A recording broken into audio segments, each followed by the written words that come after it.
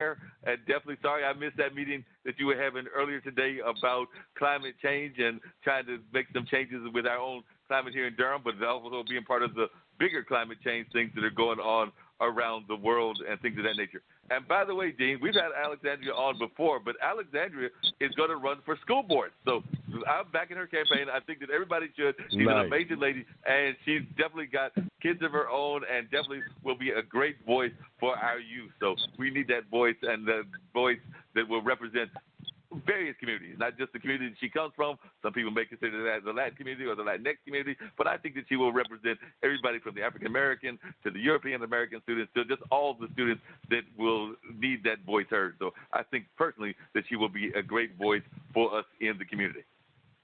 Thank you, Mark. I mean, this is my community right here, the Bull City. Everybody who is in this Bull City, like this Durham community that has nourished me and has made me who I am. You know, graduating from here, from Hillside High, going to NCCU, getting degrees from there, working at Duke, and then just being in different parts of the city. You know, it's like just interacting with my neighbors, just knowing that we have so many things to strive for, so many things to advocate for, and changes to come. And that these conversations that I've been having for so many years and the work that we've done together just in the community has definitely brought me to this point where, you know, it's time to implement some of these decisions at a higher level. Definitely, and we definitely need to do that and implement them on that level that you're talking about and things of that nature. What made you decide that you wanted to run for school board? Because, like I said, I know that you've definitely been involved in a number of things. Education is important to you, but what made you decide this time that this is the office that you wanted to put your feet in the race for and get your feet wet in this particular kind of concern? Yeah, so Mark, you know, I have, I tell people that it's almost like a ladder. You know, it starts with steps. And, you know, as a parent of two children in Durham Public Schools, you know, my first, you know, steps were reaching out to the teachers, you know, from the teachers reaching out to the principals, from the principal then going to central office and interacting with, you know, the school relations department, the communications department, you know, the chief deputy superintendent, Dr. You know, it's like whoever was in these roles, you know, advocating for my child and learning about, like, the way the school system works and about the superintendent who's hired by the board. And going to school board meetings and all that. So it's been a long time coming in terms of, you know, my involvement in schools, in committees, letting my community, like building networks within my communities, like allowing for the communication to be improved. And I think that's one of the areas that I have seen since the years that I've been in schools. I've seen more parents starting to advocate for their kids. And we don't need to stop that momentum. We need to continue to build ways for parents to advocate. We need to continue to support our teachers, support our students, support the learning community that we have here in Durham. But to your question about what made me run was literally the community asking me to do so. So for many years, as I was, you know, participating in committees, they're like, you know, when are you going to run? And to me, it became a joke. It's like, ha ha ha, you know, that's not something that I'm going to do. But the last few weeks, you know, of this election, I did have some heart-to-heart talks with people that I trusted, organizers in the community who were telling me, Alexandra, do you realize your privilege? Do you realize that you know, you came from humble beginnings like many of us, and you are uniquely positioned to advocate for the things that you know, that you have experienced, that you have lived. You don't have any constraints. Like, you know, there's nothing precluding you from going for office. Why is it that you don't want to do it? You know, there's so much that we can gain from that. And so the person that was telling me this, and there were many other people, but this person is a person who, you know, is doesn't yet have status. You know, they don't have status. And they're just kind of like telling me that you can do this. Like, you actually can go for this. You know, and just prompting me to do it. So I took that to heart, and I was like, you know, super grateful and super thankful. There were other conversations with moms who were telling me, like, you know, telling me about their struggles and inviting me to come and join them as an advocate in these processes where kids are sent to alternative schools, you know, to the alternative school that we have, Lakeview. And sitting in there, and it's like realizing that our parents are always advocating and asking for things, but there's nobody on the board that represents, nobody on the board that that has direct connections with a part of our community. And because I'm to represent everybody, but there's a part of our community that is 32.8% that has never seen not even one principal that looks like them. We have 0 principals in the district that look like the Latino community. And we don't have any board members that look like us. So they were telling me about this. The day of filing, the last day of filing, Friday, December 20th, I was sitting in a coffee shop with a candidate, and we were just talking about some of the concerns of families, and we were having, just the discussion of the work that we've done to dismantle the school-to-prison pipeline, the reasons why we do the work, and then she's running, and I'm just sitting there as somebody who was not running in that moment, and she tells me, she's like, help me understand some of these dynamics, help me understand this, and as we started talking, it just dawned on me that, that there's so many stories that I have, so many experiences, and so much insight, and not just insight, but also the willingness and the energy to put forth as much work as is needed and required to do this job. And I'm sitting there, and she's like, why didn't you run? She's like, maybe in 4 years, you should just tell me why didn't you run? Maybe in 4 years you can run. And as I'm listening to her, one of the trusted people that I see comes into the coffee shop where I'm sitting, talking to this wonderful candidate who's also running unopposed, by the way. She's running unopposed. And as I'm sitting there with her, this person walks in and says, here are 2 of my favorite parent advocates. And he greets us, and he looks at her, and he says, congratulations, on your run, and he's super excited about her run. And he looks at me, and he's like, did you file? And when he says that, I said no. I look at him, and I'm like, no. And so he looks at his watch, and he says, you have 30 minutes. You have 30 minutes. He's like, go. There is something about I am very open. I am very open to the words that are words of wisdom and words of truth, and I'm also very open to those promptings of the spirit, or promptings, that feel so right, that feel like that there's something to them. So when I heard him say go, you have 30 minutes to go, there was something that's undeniable. Like I didn't have any other recourse. I was like, you know what, I hear it. I'm hearing it. I've been hearing it for a while. And I wasn't listening. Like I was hearing it on and off for my community, asking me to do this. A lot of people who I care about and love ask me to do this.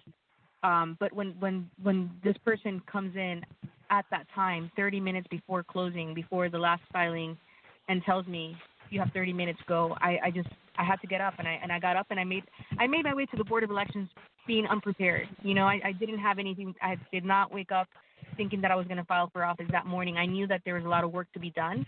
And so I knew that I had a meeting where I was going to talk to a candidate about the work that needed to be done. And what turned out and what ended up happening was that now we're going to do, hopefully, this work together, with as many board members for the benefit of our kids. So, it's a beautiful story going to the Board of Elections and coming in there, and I'm late. It's like I'm thinking that maybe they're not going to let me in. And everything was almost like supernaturally synchronized, because when I come in there, the lady she's there in the front, and she's like, I'm like, am I late? She's like, nope. She's like, we you still have time. And out was walking, out there were 2 men that I respect. One is the current chair of the Human Relations Commission, and the other one was the previous chair, not the last term, but the term before the last one. He was the chair also of the Human Relations Commission. And so it was Phil Seib and John Rooks. So John Rooks and Phil Seib are walking out as I'm walking in. And it was just the timing of that. I mean, I could have missed them. Had I come in like a few minutes earlier, they were walking out. I'm walking in, and I run into them, and they see me. And they're like, Alexandra. And they're like, you're filing, awesome. They're like, we're gonna be with you. And they stayed with me the whole time. It was almost like the hand holding, right? The assurance that I'm not doing this for myself. There's a community that is behind me, and there were people who I care about and who I look up to who are there for me too. And so the whole time that I was filling out the paperwork, they were there with me. John Rooks was taking pictures, and just encouraging me. And Phil Seib was there too. And it's, it was quite an emotional thing to know that I didn't do this because it just dawned on me that I wanted to do it. I had to call Giovannia after after I filed, and she was calling me. I had been missing her calls, and she was like, "This is amazing." She's like, "We were sitting in a coffee shop. Giovanni and I were sitting in a coffee shop talking about the needs of our families, the needs of our kids." And she's the candidate. I'm a parent, and I'm just like telling her, "Giovanni, this is what we need to do. This is what we need to do." And now, I call her and I'm just, "Giovanni, I'm running for school board." And it was just like this thing where it's like, this is I'm running for school board now. So that's wow. my story. My story is a story of timing and purpose and a lot of community support that I'm super grateful for. Definitely. And Daryl, it sounds like she was definitely having that kind of thoughts that you were having, where you just have to kind of leap right into it or get these signals from outside sources, the universe, and things of that nature that you were talking about before Alexandria joined our phone call. So it sounds like she's directly an example of what you've been talking about. Yeah, she stepped into her blueprint. That's a perfect example. She stepped right into her blueprint. And I just want to say, te aprecio. I mean, you did it. Ay, gracias. You did it. Te aprecio, que Dios te bendiga. Gracias, you did it. igualmente. You did it. So she's an example of how to get out of your own way. And again, she's changing the narrative. Look at her community. The community is saying that, well, if she, what I always tell my clients is that someone is always watching you. Someone is always watching you. You have to decide what are you going to show them. Right. Yeah, that's and real she's truth. Showing people them always. Yeah. Yep, and she's showing them that she's going to go out there and do it and things of that nature.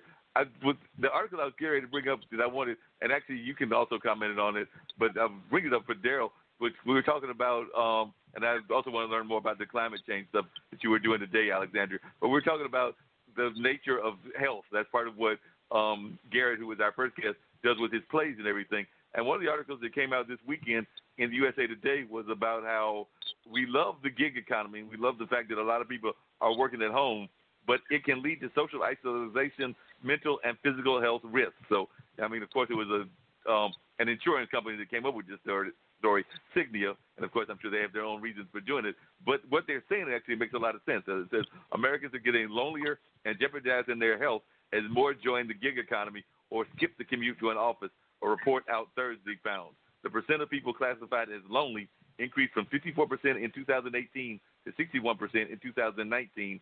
The company, Cigna, which released its first research in 2018, decided to focus on the workplace because Americans spend so much time toiling, about 90,000 hours in a lifetime. So they did this. They have this loneliness scale and this 20 questions, but they said loneliness is a growing concern in healthcare as it can compromise both mental and physical health, along with contributing to depression and suicide risk.